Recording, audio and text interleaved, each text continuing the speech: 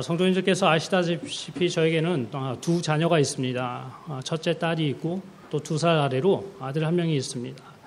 근데 아이들이 커가면서 요즘 많이 다투는 모습, 처음에는 아주 신나게 잘 놀다가 나이가 들면 들수록 이제 많이 다투는 모습을 이렇게 보곤 합니다. 아마 점점 크면서 자신들이 원하는 분야들도 다른 것 같고 관심 있는 분야도 다른 것 같고 자신만의 생각이 뚜렷해지기 때문에 이런 다툼이 생기는 것 같습니다.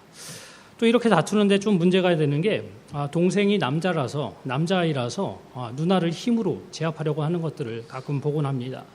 보아하니 힘으로는 아마 얼마 안 있으면은 우리 딸 아이가 곧 눌리겠구나라는 이렇게 생각을 하곤 하는데요. 참 그래도 감사한 것은 이 첫째 딸이 자신만의 살아남는 방법, 어떻게 하면 이 아이를 남자 동생을 제압할 수 있는가 이런 방법들을 자기만의 어떤 노하우를 좀 터득하고 있는 것을 볼 수가 있었습니다. 우리 첫째 딸이 둘째 아이에게 이렇게 말합니다. 너 몇 살이야? 라는 것을 먼저 말을 합니다. 나이를 물어봅니다. 한국 나이가 깡패라고 하죠. 호주는 워낙 나이에 대해서 무관심해서 이런 일들은 없지만 한국에서는 나이에 대해서 아주 민감하게 생각하고 또 그거에 따라서 많은 결과들이 도출되는 것을 볼 수가 있습니다. 싸우다가 불리하면 야, 너 몇 살이야? 라고 이야기를 합니다. 누나한테 왜 그래? 라고 하면서 엄마 아빠가 다 들을 수 있는 소리로 큰 소리를 치는 것을 볼 수가 있습니다. 너보다 내가 나이가 많은데 너 나한테 이러면 안 돼! 라고 하면서 제압하려는 것이죠. 또 둘째로는 또 이런 방법도 씁니다. 너 옛날에 내가 이거 해줬는데 지금 다 내놔 라는 것을 쓰죠. 옛날에 내가 너한테 장난감 줬는데 지금 다 내놔. 내가 너한테 과자 사줬었는데 과자 쉐어했었는데 지금 다 내놔 라는 것으로 이렇게 협박하는 것을 볼 수가 있습니다. 옛날 일을 상기시키는 것이죠. 또 다른 방법도 있습니다. 엄마 아빠는 하는 것을 봐서 그런지 살짝 달래기도 합니다. 우리 착한 하준이 그러면 안 되지라고 달래는 모습들도 이렇게 보곤 합니다. 아이들이 이렇게 싸우고 다투는 모습을 보면서 참 이런 생각을 합니다. 아이들이 유치하긴 하지만 참 순진하구나라는 생각을 이렇게 해보고 아이니까 이렇게 하는구나라는 생각을 해보곤 합니다. 자, 그런데 한번 생각해 볼 것이 있습니다. 이러한 어떻게 보면 유치한 행동, 어떻게 보면 참으로 순진한 행동인데 이런 행동을 어린아이가 아닌 다 큰 어른이 이런 행동을 한다라는 것을 한번 생각해 보셨으면 좋겠습니다. 옳고 그름을 따지고 있는데 갑자기 나이를 언급하면서 너 몇 살이야? 라고 하면은 참으로 당황스러운 이런 일들이 있을 것입니다. 참 이해하기 힘들 것입니다. 특별히 한국 사회에서는 좀 모르겠지만 호주 사회에서 이렇게 한다는 것은 도저히 이해할 수 없는 어떤 행동일 것입니다. 그리고 또 한번 생각해 보셨으면 좋겠습니다. 이런 당황스러운 행동, 나이를 따지고 또 줬던 것을 뺏으려는 이런 행동이 그런 나이 드신 분이 아니라 나이 드신 어떤 아저씨가 아니라 신약 성경을 가장 많이 쓰신 분, 가장 뛰어난 신학자 중에 한 명인 바울 선생님이 이런 행동을 한다면 우리 성도님들은 과연 믿을 수가 있으시겠습니까? 믿기지 않을 것입니다. 어떻게 바울 선생님이 그런 행동을 하지라는 생각을 할 수도 있을 것입니다. 하지만 놀랍게도 오늘 빌레몬서 전체를 읽으면은 바울 선생님이 이렇게도 조금 유치하기도 하고 좀 이해할 수 없는, 좀 비하해서 말하자면 어떻게 이렇게 치사하게 행동을 하고 있는가, 치사하게 권면을 하고 있는가라는 것을 볼 수가 있는데요. 오늘 성경 말씀 한번 다 같이 읽어보시면서 과연 바울이 어떠한 모습을 보이고 있는지, 또 바울이 왜 이러한 모습을 보이고 있는지 그것을 잠시 생각해보는 시간이 되었으면 좋겠습니다. 빌레몬서는 사도 바울이 쓴 편지입니다. 바울은 골로새 그 감옥에 갇혀 있으면서 빌레몬이라는 사람에게 편지를 써서 부탁을 합니다. 그렇기 때문에 한 장으로 된 아주 짧은 편지인 것을 볼 수 있는데요. 한 번에 읽기도 참 쉬운 편지입니다. 이 편지는 바울 선생님이 쓴 다른 편지들과는 조금 다른 모습을 띠고 있는데요. 로마서나 에베소서 이런 등의 편지를 보면은 대부분 신학적인 내용들이 기록되어 있습니다. 예수가 그리스도이다. 예수님이 바로 구약에서 말했던 그 메시아이다. 이런 것들을 쭉 나열하고 있는 것을 볼 수가 있는데 오늘 특별히 읽은 빌레몬서의 편지는 바울 선생님의 지극히 개인적인 부탁, 개인적인 편지를 기록하고 있는 것을 볼 수가 있습니다. 그 부탁이 무엇이냐면 바로 종인 오네시모라는 종을 좀 부탁한다라는 간구의 편지를 쓰고 있습니다. 10절에 보면 이렇게 되어 있습니다. 오네시모를 부탁한다라고 기록을 하고 있습니다. 오네시모가 누구냐면 빌레몬이라는 사람의 종이었습니다. 그런데 어떤 이유인지는 몰라도 그는 주인에게서 도망을 쳤고 그리고 바울을 만나서 예수님을 믿게 된 사람이라는 것을 이렇게 알고 있습니다. 우리가 다 잘 알고 계시겠지만 그 당시 로마법으로 종은 주인의 물건 중에 하나이기 때문에 이렇게 도망쳤다가 잡힌 종이면은 그 주인이 그냥 사형을 시켜도 어떤 아무런 말도 못하는 그런 상황이 지금 되어버린 것이죠. 근데 이 상황을 너무나도 잘 알고 있었던 바울이기에 바울이 이것을 너무나도 잘 알고 있었기 때문에 지금 바울이 빌레몬에게 편지를 써서 부탁을 하고 있는 것입니다. 지금 내가 간구한다. 이 사람을 잘 돌보아줘라 라고 지금 얘기를 하고 있다는 것이죠. 그런데 그렇게 권면하는 바울의 모습이 심상치가 않은 것을 볼 수가 있습니다. 아까 우리 아이들이 싸우는 것처럼 아까 말씀한 것처럼 어떻게 보면 그 권면하는 그 권면이 너무나도 유치하다라는 것을 볼 수가 있다는 것이죠. 그리고 권면하는 것처럼 들리기도 하지만 어떻게 들으면은 이것은 협박이 아닌가라고 생각할 정도로 지금 바울 선생님이 빌레몬에게 간구하고 편지를 쓰고 있다는 것이죠. 바울이 과연 어떤 편지를 썼을까요? 첫째로는 이렇게 편지를 쓰고 있습니다. 바울은 빌레몬을 칭찬하는 모습을 볼 수가 있습니다. 그런데 그냥 칭찬하는 것이 아니라 과도한 칭찬을 하고 있는 것을 볼 수가 있는데요. 4절에서 7절까지의 말씀이 그것이 기록되어 있습니다. 1절에서 3절까지의 말씀은 다른 서신서, 다른 편지와 똑같이 일반적인 그 인사말로 시작을 합니다. 그리고 나서 4절부터 본격적으로 말하고자 하는 그 본론으로 들어가기 전에 갑작스럽게 엄청난 칭찬을 퍼붓는 것을 볼 수가 있습니다. 이렇게 기록을 하고 있죠. 내가 항상 하나님께 감사한다. 또 기도할 때마다 그러니까 빌레몬을 말한다. 왜냐하면 예수님과 또 모든 성도에 대한 사랑과 믿음이 너에게 있다는 것을 내가 듣고 있기 때문이다라고 이렇게 칭찬을 하고 있습니다. 또한 이러한 믿음의 교제로 우리 가운데 있는 선을 알게 되어간다. 빌레몬 당신이 이런 믿음의 행동을 하기 때문에 우리가 선을 알게 되어간다라고 하면서 칭찬을 하고 있죠. 그리고 그러한 선행 때문에 사람들이 예수님을 더욱더 잘 알아가고 있다라고 하면서 계속해서 칭찬하는 모습을 기록을 하고 있습니다. 그리고 나서 바울의 칭찬 여전히 멈추지 않고 계속되는 것을 볼 수가 있습니다. 7절 말씀도 이렇게 말씀합니다. 형제여 너로 인해 성도들이 평안함을 얻고 있다. 너의 사랑으로 내가 많은 기쁨과 위로를 받고 있다. 빌레몬 너 때문에 나 바울이 너무나도 기쁘다라는 것을 지금 계속 어필을 하고 있죠. 한번 이런 칭찬을 받는다고 생각을 해보셨으면 좋겠습니다. 기분이 어떨까요? 참 좋겠죠. 지금 바울은 빌레몬에게 지금 이렇게 계속해서 칭찬을 하고 있는 것입니다. 과도할 만큼. 그런데 왜 이런 칭찬을 하고 있는 것일까요? 결혼하신 분들은 이것을 잘 압니다. 보통 이런 남편이 부인을 칭찬할 때면은 부인이 의심을 하기 마련이죠. 여보 오늘 너무나도 예쁘게 생겼는데 오늘 왜 이렇게 예뻐? 왜 이렇게 아름다운 걸? 막 이런 식으로 말하면은 부인이 이렇게 눈치를 채고 말하죠. 당신 뭐 잘못한 거 있어? 나에게 부탁할 거 있어? 라는 말을 하곤 하죠. 지금 바울과 빌레몬의 상황이 바로 이것인 것입니다. 사도 바울은 빌레몬에게 편지를 보내면서 인사말이 마치자마자 갑작스럽게 너무나도 과도할 만큼 칭찬을 시작하고 있는 것입니다. 왜 그렇습니까? 종 오네시모를 잘 부탁하기 위해서 칭찬으로 지금 어우르고 있는 것입니다. 당신같이 하나님의 영광을 드러내는 사람이 설마 종이 도망쳤다 해서 죽이겠어? 라고 하면서 칭찬하고 있는 것이죠. 그러면서 권면하고 있는 것입니다. 사도 바울의 좀 의외의 모습이 드러나고 있는 것이죠. 또 바울의 권면은 여기서 그치지가 않습니다.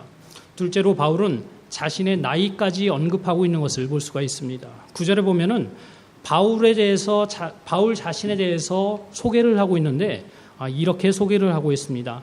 나이가 많은 나 바울이라는 표현을 하고 있습니다. 나 바울이 너에게 부탁을 한다라고 하는 것이 아니라 나이가 많은 나 바울이 이렇게 너에게 권면한다라고 나이를 지금 언급하고 있습니다. 아까 말씀드렸듯이 아이들이 싸우다가 힘으로 도저히 안 되면은 나이로 밀어붙인다라고 했죠. 마치 이와 같이 사도 바울 자신이 나이가 많다라는 것을 강조하면서 지금 빌레몬에게 편지를 하고 있는 것이죠. 그리고 심지어 이렇게까지 8절에서는 이야기를 하고 있습니다.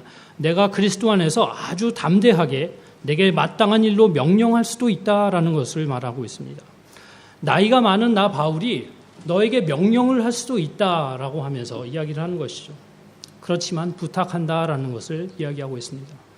어떻게 보면 더 무섭죠. 이것은 부탁이 아니라 권면이 아니라 협박처럼 들리기도 합니다. 그리고 그렇게 말해놓고 심지어 오네시모를 소개할 때는 또 어떤 식으로 소개를 하고 있을까요? 바울 자신은 나이가 많은 바울이라고 하고 오네시모에 대해서는 이렇게 소개를 합니다. 10절 말씀에 보면은 갇힌 중에서 낳은 아들이다라고 말을 합니다. 오네시모를 갇힌 중에 낳은 아들, 그가 아들과 같다라는 것이죠. 또 11절에는 전에는 너에게 빌레몬 너에게는 무익한 종이었으나 하지만 나에게는 유익한 종이다라고 소개를 하고 있습니다. 어쩌라는 걸까요? 또 그리고 마침표와 같이 12절 말씀은 이렇게 말을 하고 있죠. 그는 내 신복이라라고 표현을 하고 있습니다.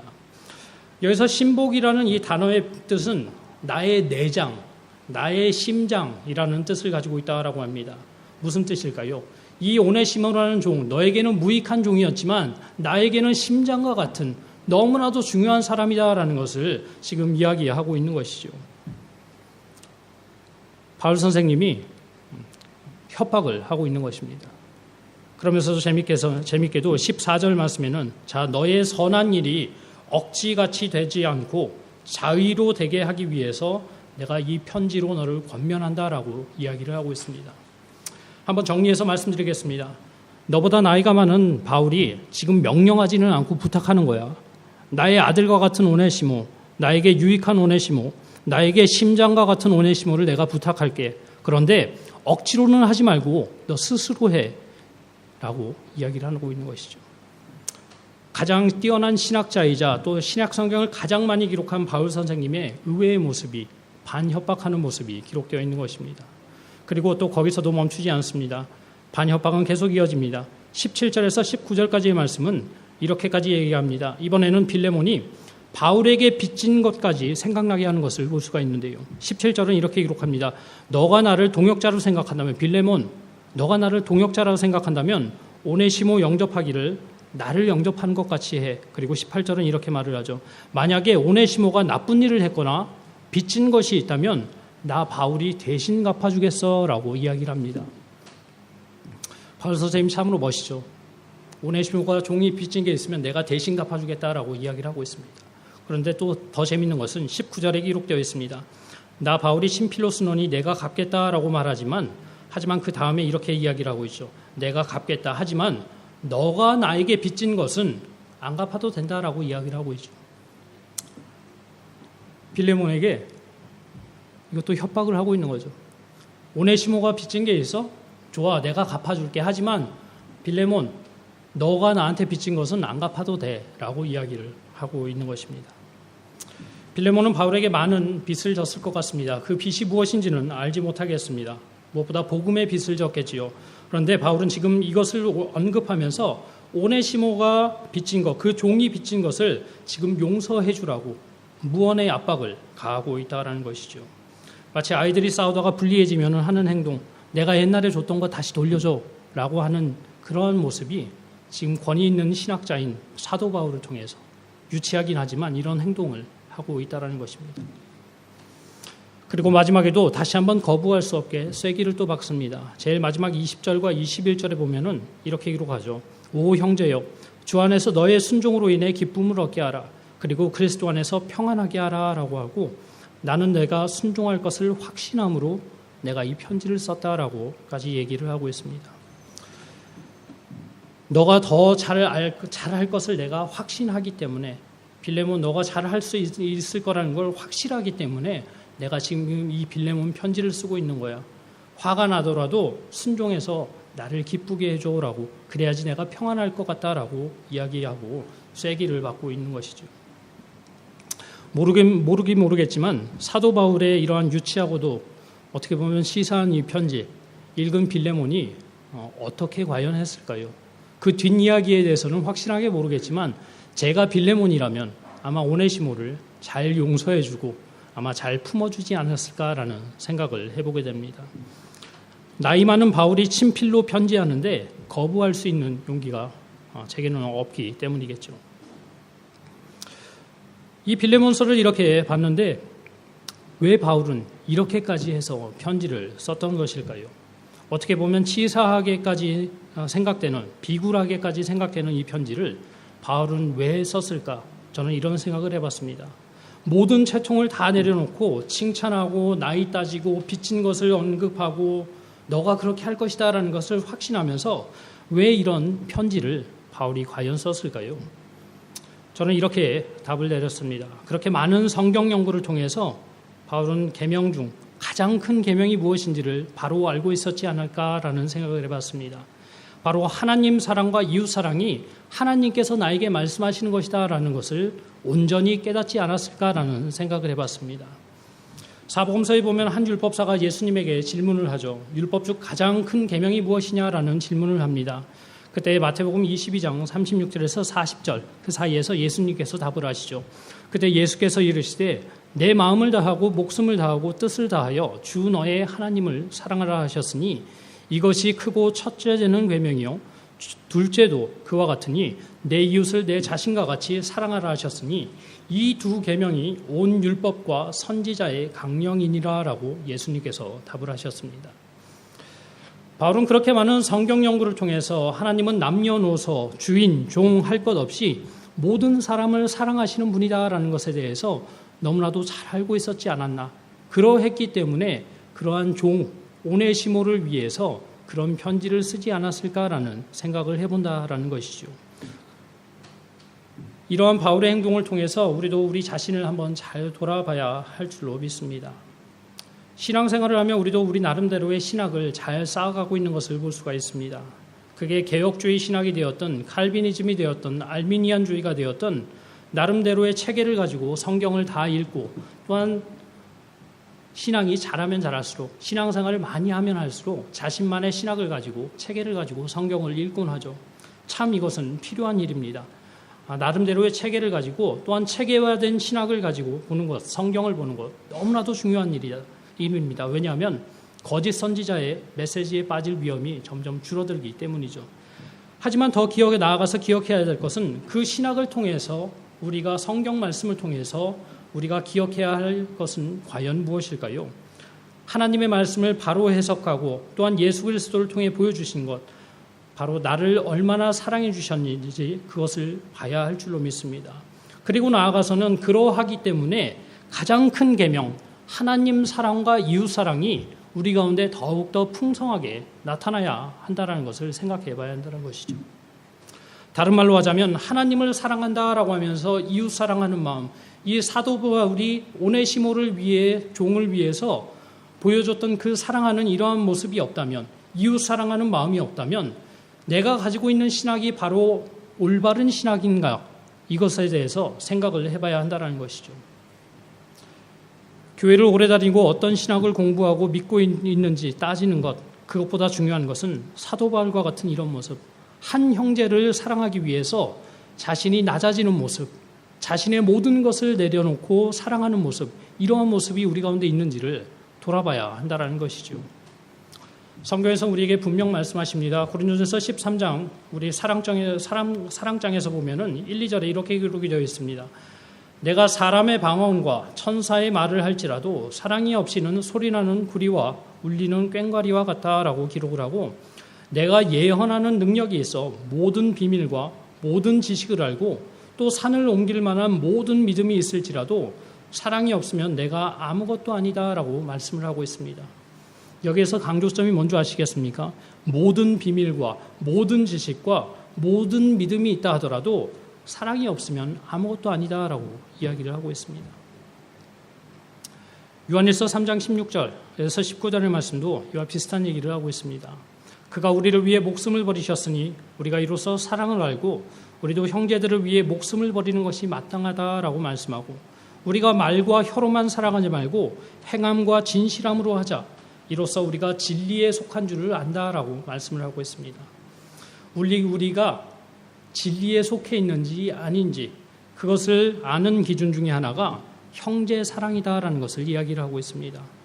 우리 왜 리트머스 종이라는 것을 아시죠? 이게 산성인지 알칼리성인지 이것을 확인하는 종이가 있습니다. 이와 같이 진리 안에 있는지 없는지를 확인하는, 그것을 확인할 수 있는 표식이 무엇이냐면 바로 형제를 사랑하는 마음이 우리 가운데 있는가 없는가, 바로 이것이라고 우리 요한이 말씀하고 있다는 것이죠. 그렇기 때문에 이 자리에 모이신 우리 성도님들 가운데 얼마나 우리 속에 형제를 사랑하는 마음이 있는지를 돌아보셨으면 좋겠습니다.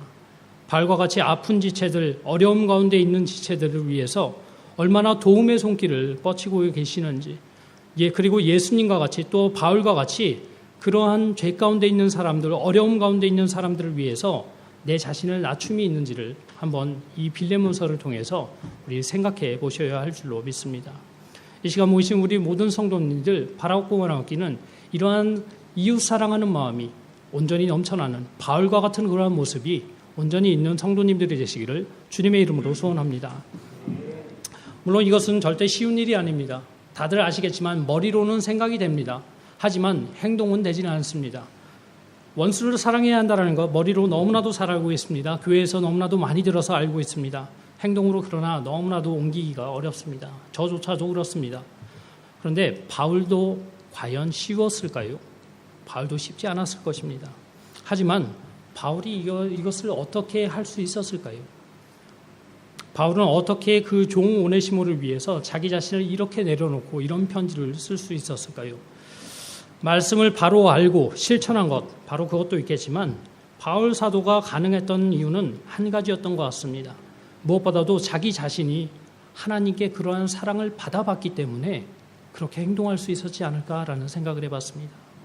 왜 그런 말이 있죠? 아이들도 사랑받아본 아이들이 사랑할 수 있다라고 이야기를 합니다. 사랑받아보지 못한 아이들은 어떻게 사랑을 받아야 될지, 어떻게 사랑을 해야 될지도 모르는 모습을 알고 있죠. 이와 동일하다라는 것입니다. 우리는 사도 바울 선생님이 원래 이런 분이 아니라는 것, 이런 사랑이 넘치는 분이 아니라는 것을 우리 너무나도 잘 알고 있습니다. 이분은 예수님 믿는 사람들을 괴롭히기 위해서 열심히 일했던 분입니다. 얼마 전에 사도행전에서도 봤지만 예수 믿는 사람들을 죽이기 위해서 살기가 등등했던 사람이었다라는 것을 알고 있죠. 그래서 서신서 곳곳에는 성격이 남아있는 그런 구절들이 조금씩 나와 있는 것을 볼 수가 있죠. 하나님 입장에서 이러한 바울은 과연 어떠한 존재였을까요? 살기가 등등해서 예수님 믿는 사람을 죽이려 했던 바울. 모르긴 몰라도 하나님 입장에서는 원수와 같은 사람이었을 것입니다. 바울은 하나님과 어떻게 보면은 원수 중에 원수 같은 사람이었을 것입니다. 또 하나님의 피조물로 태어났음에도 불구하고 하나님의 일을 하는 것이 아니라 오히려 반대되는 일을 했던 것을 볼 수 있죠. 하나님 앞에선 죄인 중에 죄인이고 괴수 중에 괴수였다라는 것을 우리가 잘 알고 있다는 것입니다. 용서받을 수 없었던 존재였다는 것, 아마 사도 바울도 너무나도 잘 알고 있었을 것입니다. 하지만 그랬던 그에게 어떠한 일이 일어났습니까? 하나님의 은혜로 하나님이신 예수님이 낮아지심으로 몸소 이 땅에 내려오셨고 또 예수 그리스도의 낮아지심으로 큰 용서를 받게 되었고 하나님께 너무나도 크게 쓰임받음을 우리가 성경을 통해서 볼 수가 있죠. 그것도 성경에 기록되는 어떤 사람들보다 더 하나님께 크게 영광 돌리는 모습을 볼 수가 있습니다.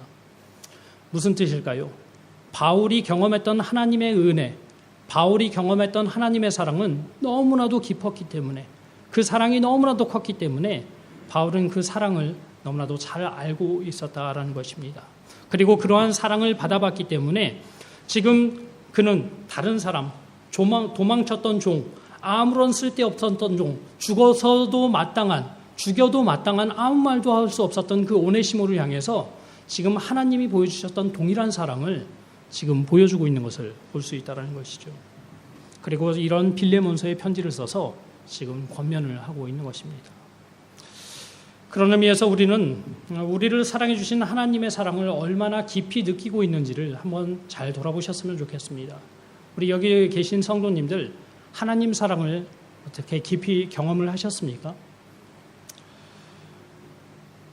성경 공부를 하는데 어떤 중고등부 아이가 저에게 이렇게 말했습니다. 우리는 다 죄인이고 하나님께서 큰 은혜를 베푸셔서 우리를 죄에서 구원해 주셔서라는 설명을 해줬습니다. 근데 이 친구가 그러더군요. 나는 어렸을 때부터 교회를 다녀서 그렇게 나쁜 짓 한 일이 없는데요. 나는 그렇게 큰 죄 지은 일이 없는데요. 라는 생각을 이렇게 말을 하더라고요. 그래서 제가 얼마 전에 배웠던 산상수훈을 통해서 아주 잘 설명해 줬습니다. 너 바리새인과 똑같은 거야. 너가 그 행동을 했다 그래서 죄인이라는 것이 아니라 너 마음에 부모님을 싫어하는 그 마음이 있다라는 것, 그 씨앗이 있다라는 것만으로도 하나님은 중심을 보시고 그것을 악하다 보시는 분이야. 너 음행하는 생각, 한 여자를 보고 음행을 품는 거, 행동을 안 했다 해서 너가 의인이라 생각해? 아니야. 너 마음에 그러한 마음이 있고 그러한 생각이 있는 것으로 너는 이미 죄인인 것이야 라고 설명을 해줬습니다. 그랬더니 그제서야 그러면 제가 큰 죄인이네요 라는 생각을 하더라고요. 성도님들도 돌아보셨으면 좋겠습니다. 내가 하나님께 얼마나 큰 사랑을 받았는지, 바리새인과 같이 내가 이러한 행동을 하지 않았기 때문에, 내가 저 사람과 같이, 저 세리와 같이 저러한 행동을 하지 않았기 때문에 감사합니다 이렇게 느끼시는 게 아니라 내가 그런 사람을 보면서 교만한 생각을 한다라는 것, 그것조차도 하나님 앞에서 얼마나 큰 죄인인지, 또한 한 사람을 보면서 그 마음의 분노를 품는 것이 얼마나 큰 죄인지, 부모를 보면서, 원수를 보면서 분노를 품는 것, 그것이 하나님 앞에 얼마나 큰 죄인지를 생각해 봐야 한다는 것이죠.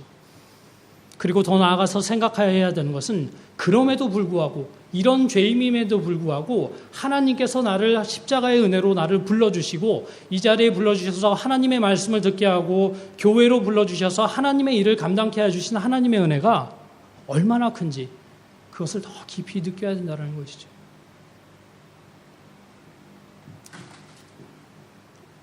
우리가 이런 이미 하나님께 받은 은혜, 이것을 더욱더 깊이 알고 깊이 느끼고 그 사랑을 더욱더 깊이 알아갔을 때에 우리는 사도 바울과 같이 동일한 사랑의 그런 모습을 원수에게도 베풀 수 있는 사람이 될 줄로 믿습니다. 바울과 같이 그 사랑을 받으셨다면 1만 달란트 빚을 탕감받은 자로서 나에게 한 데나리온 빚진 자에게 어떻게 해야 될지를 생각해 봐야 하는 것이죠. 물론 그 사람을 용서하는 것 절대 쉽지 않을 것입니다. 나의 원수, 사랑할 수 없기 때문에 원수입니다. 하지만 용서하는 것 쉽지 않을 것입니다. 나에게 원수 같은 사람들을 받아들이는 것은 아마 뼈를 깎는 아픔이 분명히 있을 것입니다. 하지만 한번 용서해 보십시오. 그리고 그 느낌을 한번 잘 기억해 보십시오. 왜냐하면은 하나님께서 우리를 용서하실 때에도 동일한 아픔이 있으셨다는 것을 우리가 그 용서를 통해서 느낄 수가 있기 때문입니다. 저는 하나님께 늘 기도하는 게 있습니다. 하나님 마음을 더욱 깊이 알게 해주세요. 하나님이 나를 얼마나 사랑해 주셨는지 깊이 알게 해주세요 라는 기도를 합니다.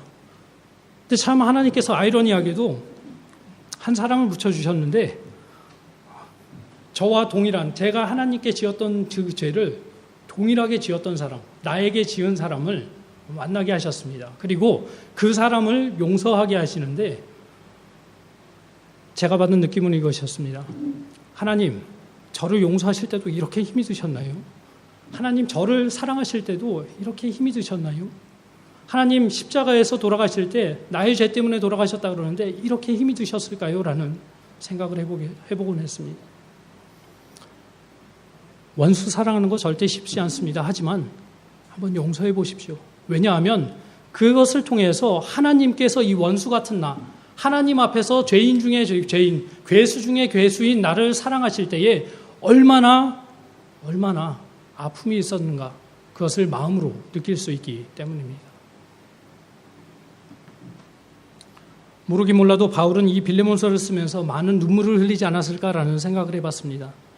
종 오네시모를 생각하면서 나도 하나님 앞에 이런 죄인 중에 괴수였고 또 하나님의 명령을 따르지 않은 종이었는데, 도망친 종이었는데 하나님이 나를 어떻게 사랑해 주셨을까라는 생각을 하면서 눈물을 흘리며 편지를 쓰지 않았을까라는 생각을 해봤습니다.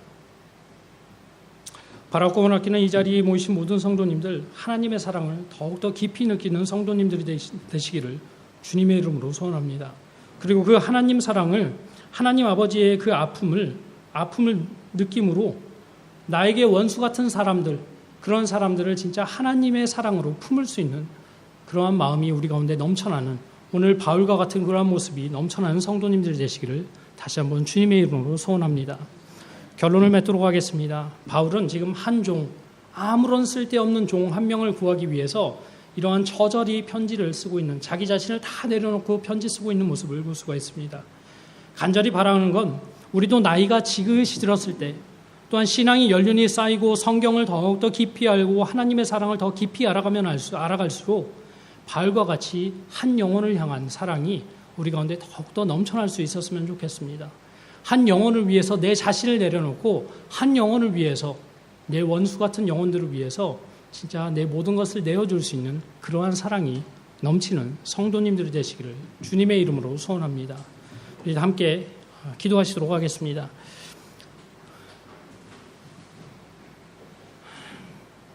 하나님, 우리 빌레몬서를 통해서 우리 사도 바울이 한 종을 위해서, 아무런 쓸데없는 한 종을 위해서, 그 오네시모를 위해서 자기 자신을 얼마나 낮추고 어떻게 보면 치사하게까지, 유치하게까지 편지를 쓰면서 한 영혼을 살리려 했던 그 간절함을 봅니다.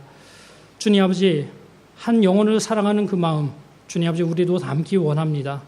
우리에게 있는 원수들, 도저히 용서할 수 없는 많은 사람들이 있고, 주님 아버지, 진짜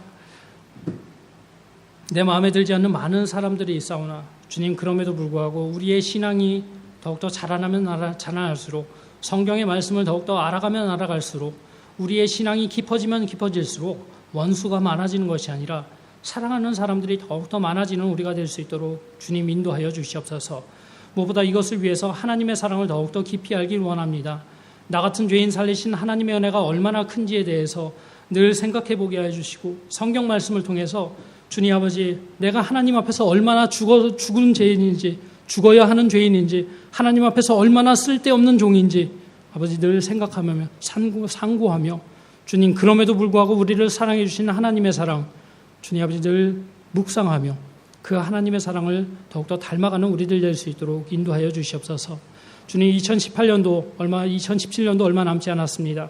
우리 하나님과의 관계, 사람들과의 관계를 잘 확인해 볼 수 있도록 해주시고, 바라고 아끼는 2018년도 우리 시드니 그레이스 교회 가운데서 하나님의 사랑이 아버지 더욱더 넘쳐나서 하나님께서 기뻐하시는 공동체가 교회 가운데 온전히 넘쳐날 수 있도록 주님 인도하여 주시옵소서. 그렇게 해주실 하나님 너무나도 감사드리오며 살아계신 예수님의 이름으로 기도드리옵나이다. 아멘.